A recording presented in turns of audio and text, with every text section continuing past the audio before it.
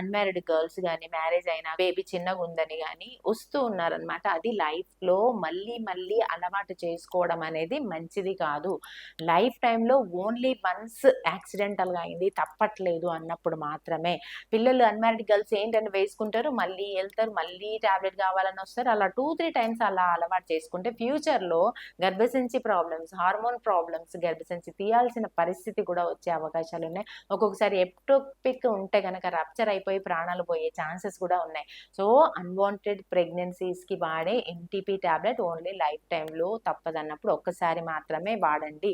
మళ్ళీ మళ్ళీ వాడొద్దు. డాక్టర్‌ని కన్సల్ట్ అయ్యి అసలు టాబ్లెట్‌కి పోతదా లేదా చూసి ఖచ్చితంగా డాక్టర్ కన్సల్టేషన్‌తోని మాత్రమే ఆ ఎంటీపీ టాబ్లెట్ వాడండి.